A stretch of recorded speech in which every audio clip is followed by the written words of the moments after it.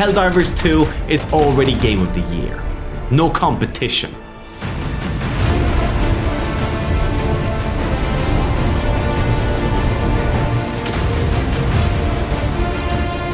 Go now, and fear the shadow of neither death nor tyranny, but justice is your role.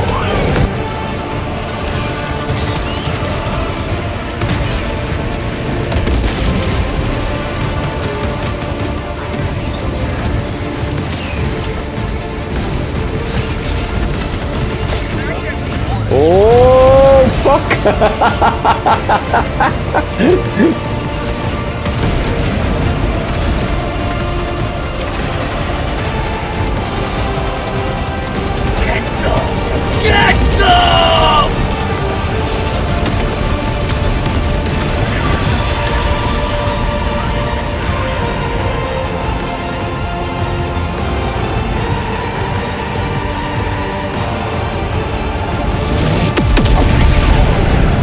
Here is why I know this is the best game of the year. You see, I googled Arrowhead to see what they're up to. And what I was greeted with was a homepage with a phrase that explained it all. A game for everyone is a game for no one. It is no wonder they got such a smash hit with this mindset. No holding back to appeal to a wider audience, which probably would just have made the game lame. Helldivers 2 strikes a perfect balance of the old saying, easy to get into, hard to master. A very common thing to say by reviewers or own developers of their own games. But Helldivers 2 manages to be one of the most simplistic games I've ever played, and at the same time being the most hardcore game I've ever played, and I think a lot of people out there have ever played. You will have a great time as someone who can just play a couple of hours a week, and if you can play more, you can get down and dirty into the nitty-gritty details. But any high-tier Helldiver worth his name would love to have a level 4 cadet dropping in on his SOS signal to help him out. What the hell is this? Riley, what are they firing at? Something just entered the upper atmosphere.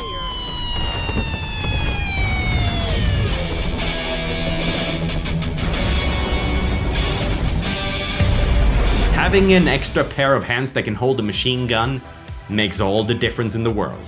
But I'm getting ahead of myself. Short summary. What is Helldivers 2? What's the story anyway?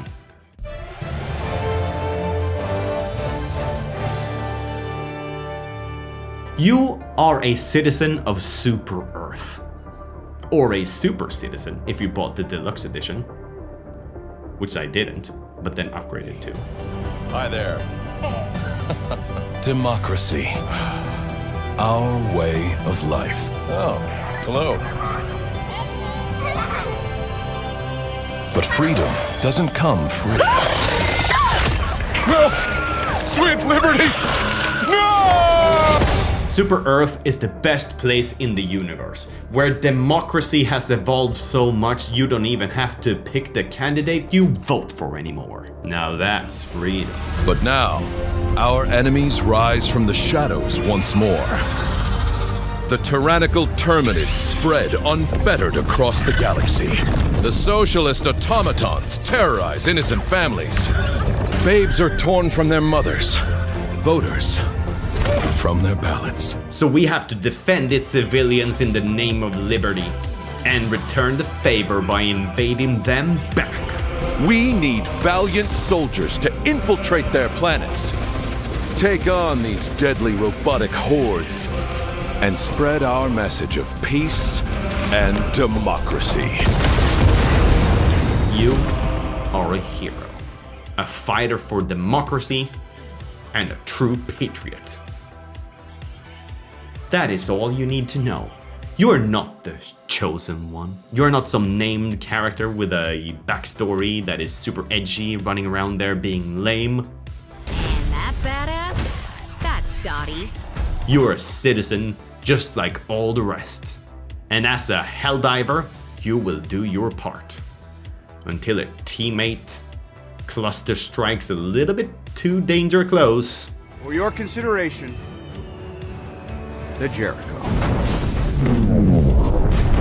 then you will be replaced by someone else.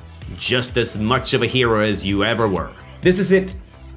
You do not need to know anything more than that to fight for freedom, do you? All of the Helldivers have the same objective, to spread liberty and to defend freedom. Anything other than that is nothing short of treason. This might seem simplistic. There's no eye wink to the camera or self-deprecating Marvel jokes that go, wink wink, isn't this crazy? No, you're a Helldiver just like the rest, save the citizens, defend freedom, that's it. And everyone is 1000% committed in this game. Sometimes I almost feel bad for our enemies, living without democracy. No say over their own lives, just believing whatever they're told. Sad. And so are its fans. The subreddit for this game, it's already just a big pile of people pretty much LARPing as Helldivers. Oh, I'm sorry, not LARPing, I mean Helldivers are real, you gotta defend Super Earth, I get it. I'm one of you, don't worry. This is just for the video, I know that it's real. This has made something amazing in the community. For example, sharing leaks in the community is considered treason. And if you question this, I'll just report you to the next democratic officer I run across, and they will send you to democratic re-education camp. Understand? Questioning freedom. Unpatriotic. And at the same time, if you are willing to fight the fascist bugs together with everyone else, there is no more welcome community than this one. In most other communities I've been into, maybe exception being Baldur's Gate 3, all of the members are just complaining about everything and being like, oh, why isn't it like this? Here, everyone is just, we're Helldivers, we're diving for freedom. Enough about that. When you do drop into Helldivers for the first time, you are already a super trooper badass, and I know that you are because the drill sergeant told me so. I'm General Brash, Never mind. Super Earth's oldest and most grizzled war hero, and I'm not easy to impress. Helldiver training is the toughest test in the galaxy, but I can tell that doesn't scare you. Impressive. You have an assault rifle, a pistol, you can call down a light machine gun, and an orbital drop. That's it, and that's all you need. You will unlock more effective weapons as you go. Not effective weapons as if these do more damage, no. Sometimes you need to fight bigger targets, you need different equipment to fight those targets. Your guns will not get better. You will get other guns that are better at other things. And now, after your first mission, you're just looking through all of the cool things that you can unlock. And you see the 500 kilo bomb. The assisted robot dog sentries that will shoot bugs that are sneaking up behind you. Some sentries, that's my jam right there. Or how about napalm strike? Say hello to democracy! Or a cluster bomb, or a railgun, or an auto cannon. There is truly amazing things for those who play Helldivers, and you will unlock them all eventually. But for now, when you're just low level, what you have will suffice. And boy, that light machine gun does some good work.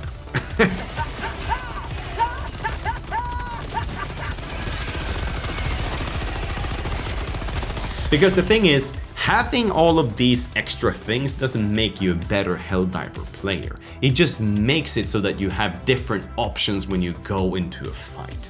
If you want to take on a Bile Titan. Yeah, maybe the light machine gun and the assault rifle and orbital strike is not the most effective. It works. 500 kilo bomb works better. 500 on the... It hit the Bile Titan in the face! Maybe a sentry gun is, or maybe your actual orbital strike is the best option for that one as well. Watch, yeah.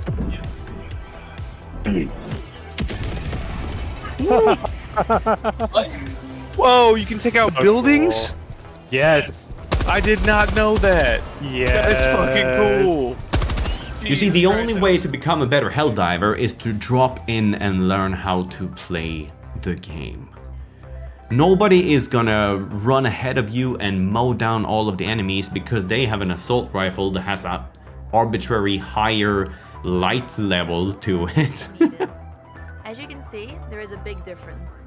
The headshots of the low power mythic class do less damage than body shots on the high power mythic class. So the best thing is to have a varied team with varied equipment that can take on either very specific cases or just generally jack of all trades take on everything, depending on the mission.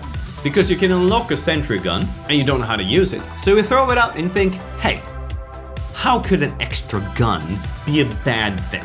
That must just be a general upgrade to things. Well, first off, you are choosing away something else to bring along that sentry gun. And you will love that sentry gun until a bug sneaks up on you behind and that sentry gun gets a beat on it. Because you are now in the way of the sentry gun and the bug. It's not gonna end well for you. Au, au, Scheiße MG! Ah! One of the greatest features in this game, friendly fire. What might seem like an annoying addition to a game that most developers would not put in there, mostly because they're cowards. Leo, get in. Oh, no. Oh my god, Leo, get in. Leo, get in. I am in. Oh my god, bro. But why is it such a great feature? It is one of the biggest reasons in the world to communicate with each other. In other games, communication are probably limited to like, I'll go left, you go right. And this is how it would have been if Arrowhead wanted to make just another one of those games out there in the co-op shooter genre. And thank God for that. And this is probably the single reason that makes Helldivers feel like an authentic war experience rather than a game, and why people get so into it. Even if we are fighting bugs in space or robots in space, it gets you closer to what a fight against these alien freaks would be like in real life. And this probably turns some people off. They say, I don't want to be in friendly fire games because everyone would just kill me. And I say, good. Leave the game for people who wants it. A game for everybody is a game for nobody. And this is a genius stroke by Arrowhead. It is marketed as just a fun, cool co-op shooter. But they have snuck in so many mechanics in the game that belong in a milsim like Arma. And it's all the better for it. Here's a list of some things that you normally don't find in any other action game, but you find it in Helldivers because Helldivers developers are chads. When you reload, you lose the round in the discarded clip. They are not magically put into an ammo box with infinite magazines like in most shooters. You have limb damage. Break a leg, you can't run. Break an arm, you can't aim. Or you shoot like an Arabic man with the shotgun. Get a laceration, you're bleeding. Stop the blood flow or die. You're hit. You're bleeding, man. I ain't got time to bleed. Oh. Okay. Anything and everything that can harm the enemy can harm you and your teammates. And the Tesla coil lightning will arc to enemies just as much as it will arc to other Helldivers. You don't aim where you aim, or let me clarify, you don't aim where you're trying to aim. You have a crosshair where you're trying to aim, then you have a circle indicating where your actual gun is. This is where your shots would land. This makes going for smaller, agile firearms like an SMG instead of a light machine gun a legitimately tactically sound strategy, since you can whip it around faster and shoot one-handed from the back while running away. Armor deflects bullets that don't have the mass or velocity to penetrate. Here is where your SMG strategy will run into some trouble. You don't just do less damage because you have a weak gun and they have armor. No, you do no damage at all, and you have to hit them between the plates for the bullets to have any effect. But if you have an autocannon or a 50 cal, you can punch right through that baby. Bad terrain slows you down. Stay away from mud, from deep snow, from brushes, from knee-high water. All ordnance fired from your ship is actually coming from that ship that is flying above you in the sky. So the arc of the shot needs to be taken into account. That big cliff that is in the way, that means you won't hit what you're shooting at. Send in the Eagle fighter jets to get the job done, or do it yourself. Now this mostly goes into the systems of the game. And all the cool stuff you can unlock, and why you should keep playing, and why it's good for people that are new, and good for people that play a lot. But let's go into some nitty-gritty detail on why it is so freaking fun to play. Because systems doesn't say anything. Actually, gameplay says everything, but we're gonna start with a presentation anyway. When you start the game, you're directly thrown into the tutorial. Here is basic training with the best drill sergeant since Johnson. Thanks for the tank. He never gets me anything. Oh, I know what the ladies like. After that, here's your ship. Name it something cool. Which I can never decide on what to name my ship. Right now, I'm the freaking king of democracy. Right after I was the stallion of steel before. I started as the dawn of supremacy. I can't choose, there's so many cool names. The ship is the main menu. The upgrades are on a computer on the ship, where you upgrade the ship. You see the upgrades inside if you upgrade ammo capacity of the ship from the orbital strike cannons, or upgrade to have a bigger loadout for your Eagle fighter jets. You will see it represented here in the ship. From the ship, you go to the map area, you choose a planet, you choose a mission, and you drop. And boom, you're on the ground. It did not break the fourth wall a single time. Everything is represented within game. And every single step makes you hyped about the next mission. The democratic officers will tell you how cool it is to hang around the Helldivers when you walk past them. The monitor with the drill sergeant giving PSAs on why it's good to take cover and how to mark things out. With the right stratagem, there's no defense democracy cannot penetrate.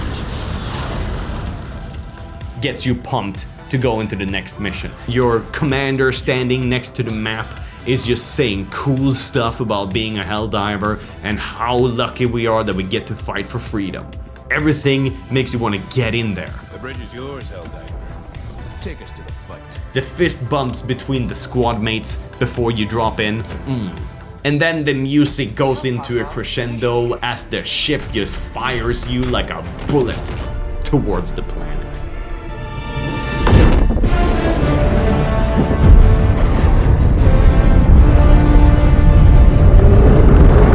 This is perfection. This is how you make me want to play more. As soon as I get back from a mission, I want to drop in again, because everything just tells me I'm a Helldiver, I should be doing my duty. But this is just the cream on top of a cake. The actual cake is found down planet side. First off, the atmosphere of every single planet is different. So far, I've dropped into deserts, jungles, rocky fields, frozen tundras, some weird red and blue jungle. I mean, it's alien stuff too. And most of the time when I walk through the map, even when I'm not fighting, and you see the wind blowing, or maybe it started as a sunny mission and it started to rain, I see a double moon in the background, or the rings of the planets that I'm on, I'm just amazed of how good it looks when not shooting things. It looks unnecessarily good. They put some effort into the detail of these maps. You drop onto a desert planet during a storm, you'll find out that you don't want to fight in the sandstorm. And you do get like frozen or overheated if you're on warm planets as well. So they've done, the planets are like and it makes it so that you can feel that the missions are distinct. And now you're fighting for this planet and not the one you were fighting for just 2 hours ago. This is new. It feels great. Oof. It could make it, if it wasn't such a big bombastic action game, this could really bring some atmosphere into like a survival horror. When you're in that fog and you realize that I won't know if there will be bugs here until they're right on top of me. makes you think tactically about a situation that in other games are just window dressing. This is just the bottom of the cake. The cream was the in-game presentation and the topping with the friendly fire and the depth of the mechanics that are so easy to understand. But the best cake in the world would still be crap if it was just bottom with toppings and cream. You need filling. And boy, did this game have filling. Oh god, it's so good. The filling of this cake is one of the best cakes I've ever tasted. From the first time I pulled the trigger on my assault rifle, so good. I knew this is gold. The report from the rifle, the casings flying out of the receiver, the echo of the gunshot across the desert, So good and tasty. and the sweet impact on those slimy fascist bugs. Carapace cracking, green blood and ichor pulsing out of the wound, squishy meat, tearing limbs flying in all directions, and the bugs still stumble towards you, hell-bent on destroying liberty. The animation, the audio team really managed to do something spectacular here. Never have I ever shot an enemy that is already dead so much, just because I got so into it.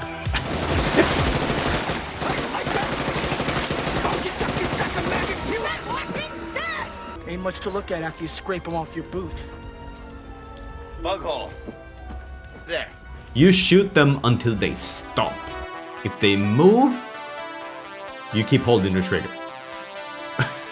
The combination of graphical fidelity, audio, animation, the feeling of power in the guns is nothing short of just masterful art. Everything just comes together in a celebratory fireworks display of pure carnage. And I have only mentioned shooting your actual gun. The orbital strikes and the jet fighter strikes are equally satisfying. That is the king of democracy out there, delivering some freaking justice. Everything is represented in the game. Other developers would neglect these sort of details, as they seem unnecessary. But they bring everything together as a whole. Details like, you want to do a night mission? Well, just drop on the side of the planet that is not facing the sun. Duh. But the night missions really turn into something spectacular, especially when you fight the automatons. When you see all of the trace around and the lasers going through the air, napalm just light up the night sky. It's a one-of-a-kind feeling I've never felt in gaming before. It's glorious. I will also just briefly mention the monetization of this game. Normally, I have no problem with monetization of games. Not even in some pay-to-win scenarios, especially when it's PvE. I don't care at all. By me, a game is never judged by its monetization. It's judged by the product you get in the package when you purchase the game. If that is enough so that you're satisfied with your purchase, then they can sell me horse armor for $100 because I can easily just skip past that in the store. I rarely visit the stores in these games, unless it's actual in-game content that unlocks more of a map or missions or something like that. I don't give a shit about cosmetics or items. Free to play is a different beast. I mean, I didn't buy a single thing in Diablo 4. I bought the premium edition, and I never even used my token for my free battle pass that I can use, because I found nothing interesting in the battle pass. They can monetize the shit out of Diablo. I don't care. I won't buy anything. There's nothing they can sell to me that I care about, except more content. In Helldivers, however, I bought the standard edition. Then when I played for about 5 or 6 hours, I decided I'm gonna upgrade to the deluxe edition because this game has earned the right to have more money from me. And also, I wanted to have the super citizen title that you get next to your name because I wanted to show off that I gave them more money, which goes against everything that I usually do. Because when I have in the past invested in some cosmetic or something like that, I usually end up not using it. Because I buy it, and then I feel like a sucker for using it because everyone else sees that I purchased this for actual money, So any gold skins that you get with the deluxe edition with some Call of Duty, they just end up on the shelves because I'm ashamed of using them. The Season 1 Black Cell Bundle with 55 tier skips. The Soul Harvester weapon blueprint. Here, I wanted to brag. I wanted to show everyone that I'm a super citizen and I support this message. Now, with this deluxe edition came the premium battle pass. But now that I've been playing the game for about maybe 25-30 hours, something like that, I realized that I now have earned enough in-game currency of the actual currency. It's the same currency you earn in-game as it is that you buy with real money. I wouldn't have needed to buy the premium battle pass even if I wanted to. Because by the time now, I've earned enough super credits so that I could have bought it for free by just the stuff I earned. I took my super credits that I had earned and I purchased some cool armor in the store. You don't have to feel like you're missing something by not having the premium battle pass, as long as you stay away from the superstore for a little bit. To get through the battle pass, you have multiple pages. And you need to spend enough medals, which you earn by going into completing missions. If you go for the premium battle pass, you're spending your medals there. So you're not unlocking the free battle pass, you're not getting any further in that one. So it's a pick and choose on where to spend your medals. So you're not losing anything by not having the premium battle pass. Because by the time you're about maybe 60% through the free one, you will have earned enough super currency to buy the premium battle pass without spending any real life money. This is probably the most generous monetization system I have ever seen. And on top of that, these battle passes doesn't expire. So if you buy that premium battle pass, you will have it forever. Unlock it at your leisure. It is so generous that I have decided that whatever they put out, I will buy it. It makes me feel good about spending money in a game. It doesn't make me feel like a sucker for buying stuff, because they're giving me so much stuff. And this is just on top of that, the whole game comes with so much content that them putting some stuff on the side for you to buy with super currency, completely okay. Here's an example of something super cool. Like when you buy the deluxe edition like I have, then you unlock a small like mini game on your ship. Now you only get this if you buy the deluxe edition. But if you go into a mission with other people and the person hosting that squad, if he has the deluxe edition, you can play the game there, even though you haven't bought the deluxe edition. Super cool. And I bet that when you play stratagem here or there, even though you didn't want it, you didn't like the game, you feel like, oh, I should get that on my ship so that people that come over here can play a stratagem hero. I bet you will invest in deluxe edition just for that. All of this comes together into the best co-op shooter that I've played since Left 4 Dead 2. Bar none, for sure. It might even be better than Left 4 Dead 2. The only reason I'm not saying that it's better is that I haven't put enough time into it yet. We'll see over the long term how much time I put into this game, but as it's looking now, it's gonna be a lot. And I thank the gaming gods out there that it's gotten so popular. Because that means that Arrowhead will keep giving us more of this game that is not for everyone, but it's for us. Helldivers 2 is already goaty. I'm Kareakern. I make videos sometime, and I appreciate that you stay to the end and listen to the whole thing. Thank you. Subscribe if you want to see another video coming out at an undisclosed time. Bye.